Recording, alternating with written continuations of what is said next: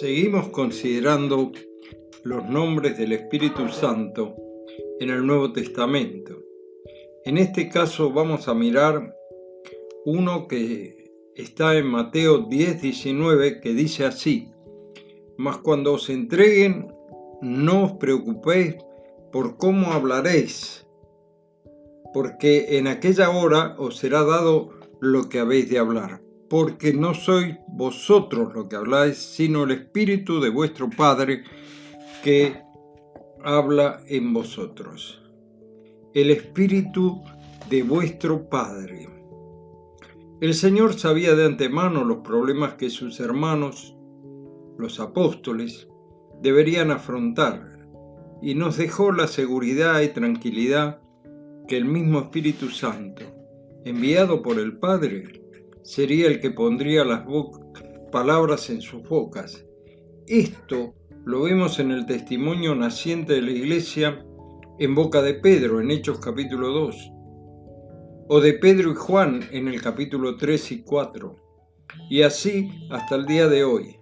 Cada creyente que tiene que dar razón de su fe es asistido por la misma presencia del Espíritu del Padre en el corazón, y que ayuda a nuestra necesidad enseñándonos acerca de lo que debemos hablar de acuerdo a la necesidad de cada corazón. Recordemos lo que hemos repetido muchas veces. Hay un cambio muy notable en el trato y la relación entre los creyentes del Antiguo Testamento, o bajo la ley de Moisés más claramente, cuando miramos la posición nuestra en lo que se llama la economía de la iglesia cristiana. El Señor dice: a los suyos vino, a los suyos vino, y los suyos no le recibieron.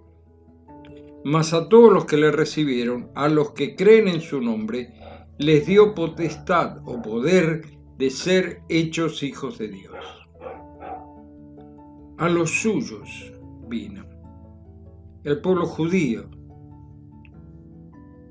pero no le recibieron. Y Juan lo explica en el capítulo 1, verso 11 y 12, donde leímos. Él escribe luego de muchos años, tal vez al final del primer siglo, por los años 90, cuando el Evangelio ya había penetrado en el Imperio Romano y multitudes de griegos y otras nacionalidades ya habían ingresado en la iglesia. Eran salvos por la gracia, y en este contexto y momento cultural que tiene que enseñar los cambios de relación. Y por eso este Evangelio, el de Juan, tiene la particularidad de hablar y llamar a todo el mundo, no solo a los judíos como en el Evangelio de Mateo. Ya el de Lucas fue dirigido a un funcionario romano llamado Teófilo, y también se detiene a explicar las costumbres judías. Mateo no lo hace. En Juan capítulo 14, verso 26, dice: el Consolador, el Espíritu Santo, a quien el Padre enviará en mi nombre, Él os enseñará todas las cosas y os recordará todo lo que yo os he dicho. Nuevamente el Señor nos da una doble función del Espíritu en nuestra vida: enseñar y recordar. Ahora bien, la fuente de la enseñanza es la palabra de Dios. Y nosotros tenemos que tener en cuenta que el Espíritu Santo trabaja en nuestras vidas. Y a medida que leemos las enseñanzas de la palabra de Dios, que meditamos en ella, que la atesoramos en nuestro corazón, va a ir produciendo en nuestra vida fruto y crecimiento. Porque el Espíritu Santo nos podrá recordar algo que ya hemos leído. Ahora, recordemos, nunca nos va a poder hacer recordar algo que nunca leímos o que nunca meditamos en él. Nuestra responsabilidad entonces no solamente es leer la Biblia, meditar en ella y dejar que el Espíritu Santo hable en nuestras vidas. El Salmo 119 es el salmo y el capítulo más largo de toda la Biblia. Pero allí la acción, dado que el salmo está dirigido como un canto a la palabra de Dios, se pone en énfasis en la meditación de la palabra de Dios, en la fijación de la misma en el corazón y la mente. Ese es el material con el cual luego el Espíritu Santo va a trabajar en nuestra vida interior. Es el mismo Espíritu Santo que les recordó a los discípulos lo que era necesario para poner el mensaje por escrito y dejar de lado otras muchas cosas que el Señor hizo o enseñó a tal punto que Juan termina su evangelio con esta expresión. Y hay también otras muchas cosas que hizo Jesús, las cuales si se escribieran una por una, pienso que ni aún en el mundo cabrían los libros que se habrían de escribir. Amén. Juan 21, 25. Por otro lado, este mismo espíritu de poder es el que actuó y actúa en nuestras vidas para sostenernos diariamente ante las distintas circunstancias que debamos afrontar. Es el mismo que impulsó a la Iglesia del primer siglo a correr todo el imperio romano llevando la dinamita de Dios. Como diría el apóstol Pablo, el Evangelio de Jesucristo es poder, es dinamita de Dios. Esto despertó grandes persecuciones, pero también logró introducir una nueva manera de vivir bajo la poderosa mano de Dios.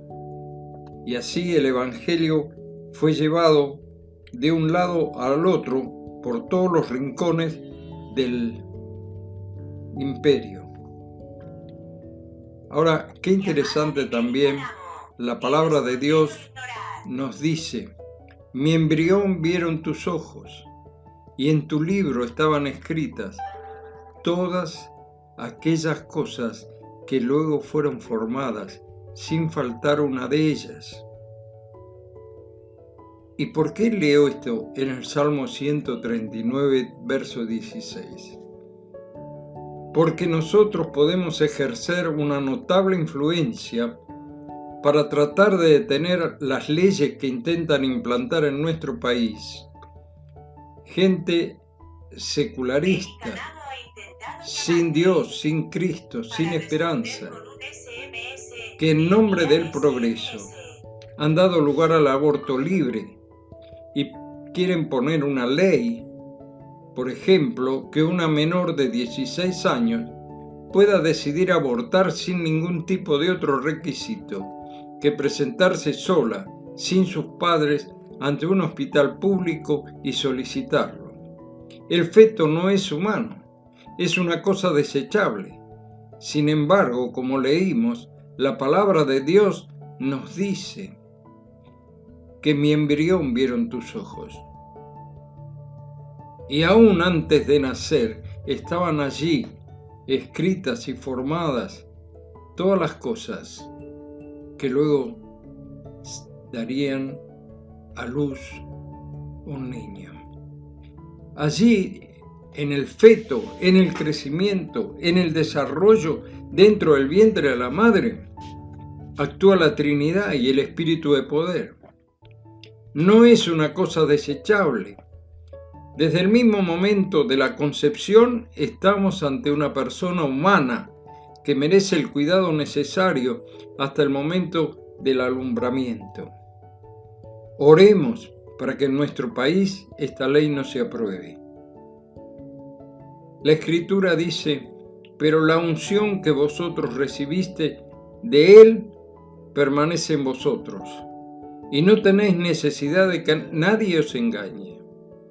Así como la unción misma os enseña todas las cosas, y es verdadera, y no es mentira, según ella os ha enseñado, permaneced en Él, permanecer en Cristo, mediante el Espíritu Santo y la obra de Dios a nuestro favor. Qué hermoso pensar en esto. Oremos por nuestro país, para que no le dé las espaldas a Dios. Que el Señor nos bendiga, que nos guarde. Hasta mañana si Dios quiere.